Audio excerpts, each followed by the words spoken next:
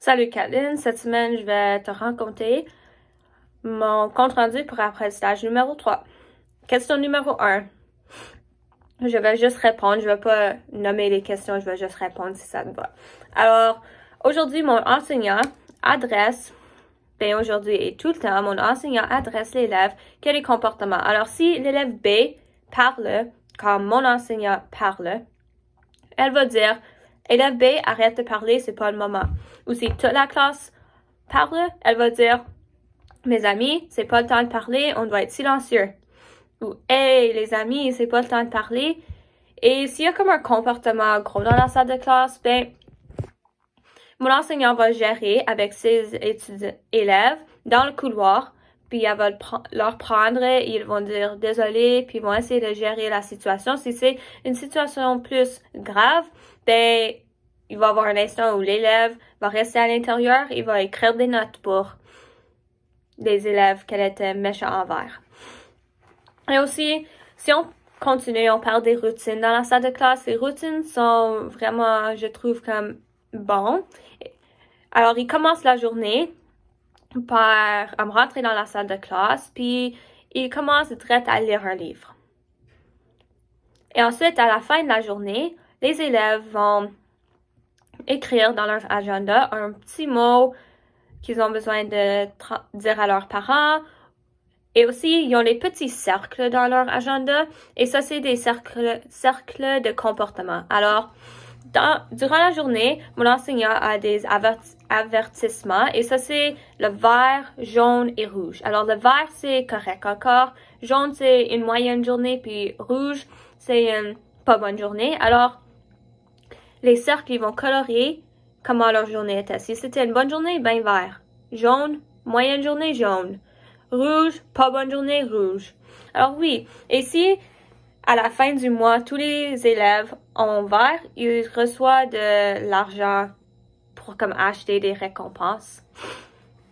Et oui, maintenant numéro 2, c'est ma journée s'est bien passée aujourd'hui. J'ai lu mon histoire des écureuils qui se curaient. J'ai posé beaucoup de questions au fur et à mesure que je lis l'histoire, comme des questions comme peux-tu prédire ce qui va arriver prochainement?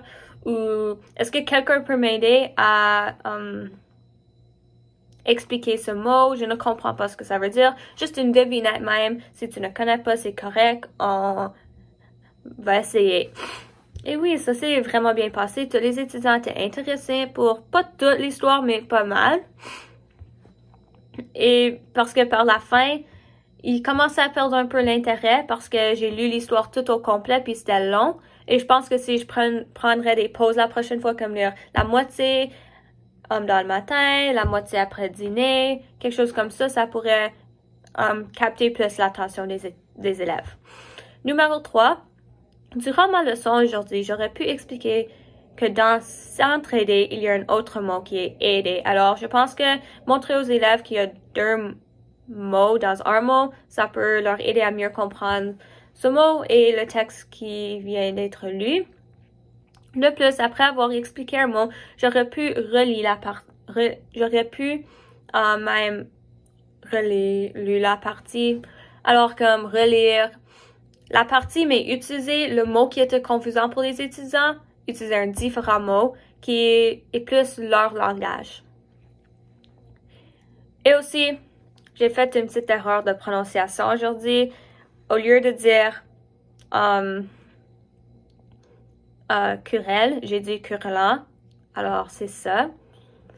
Numéro 4. Quels seraient des bons livres d'avoir pour ma salle de classe dans le futur? Alors, des bons livres à avoir dans ma salle de classe au futur. Alors, je connais déjà Les écureuils qui se querellent. C'est un bon livre. Ça se peut que je l'achète pour ma salle de classe, mais je voudrais savoir d'autres livres qui seraient vraiment enrichissants dans la salle de classe. Numéro 5.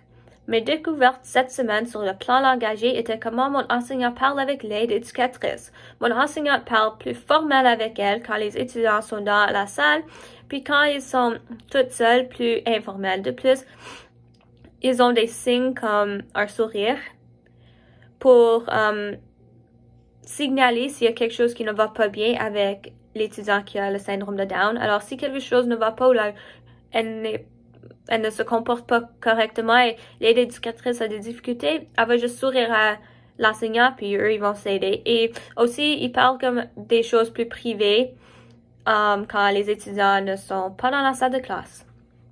Numéro 6. J'ai appris de nouvelles stratégies et ressources qui vont m'aider avec ma leçon que je vais faire, pas la semaine prochaine, mais dans 2 semaines. Je vais faire une leçon sur les requins.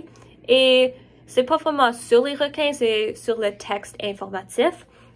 Alors, mon enseignant m'a donné une feuille qui a des différents éléments qui se trouvent dans un texte informatif. Alors, je pense que cela va m'aider à pouvoir comme créer ma leçon. Et aussi, ça va être leur première fois d'entendre à propos des textes informatifs. Alors, je vais avoir besoin de vraiment travailler sur ça. Numéro 7. Mes rétroactions de mon enseignant concernant ma leçon. Alors, elle a aimé que j'ai posé des questions au fur et à mesure de la lecture et aussi elle a aussi aimé que j'ai demandé aux élèves qui n'ont pas encore répondu, qui ne participent pas des questions. Alors si élève C, peux-tu me répondre ou veux-tu essayer? C'est correct s'il y a des erreurs, on est tous là pour apprendre. Alors j'ai vraiment fait ça pour que tous les étudiants ont le droit de parole et peuvent avoir la chance de participer aussi. Ça a comme capté l'intérêt de l'étudiant qui ne parle pas et qui ne participe pas. Et la prochaine fois, il a répondu à une question sans que j'avais besoin de lui demander. Alors, c'était vraiment chouette de voir. Aussi, j'ai demandé si, comme pour une définition de mot, si quelqu'un pourrait m'aider, je me demande ce que cela veut dire. Je me suis mis dans la position que je ne connais pas ce mot. Et finalement, comme j'ai déjà mentionné un petit peu en haut, j'ai oublié j'ai pas mentionné ça, mais l'autre partie, j'ai oublié de définir une définition dans le livre. Alors, j'ai juste dit, parce que moi, je connaissais pas ce que ça veut dire, c'était le mot butin, et ça veut dire trésor des pirates, récolte de leur vol. Alors, c'est une récolte très précieuse et leur trésor est précieux. Je connaissais pas ce que ça veut dire, alors j'ai juste continué la lecture parce que j'ai déjà posé beaucoup de questions aux étudiants. J'étais comme, on va juste continuer et la prochaine fois, je vais faire de mon mieux de ne pas oublier des mots. Et aussi, quand j'ai mal prononcé le mot querellant, c'est pas querellant, c'est querelle. Et pour terminer, une bandana, c'est une chose que tu portes ici. En Saskatchewan, moi, je le nommais banderole. Mais ici, au Québec, une banderole veut dire comme un banner que tu utilises pour comme les fêtes et tout ça. Et oui, alors j'ai appris 2 nouveaux mots aujourd'hui. Et je dois dire que c'était une vraiment belle journée. J'ai eu des bonnes conversations avec mon enseignante. Et oui, merci d'avoir écouté.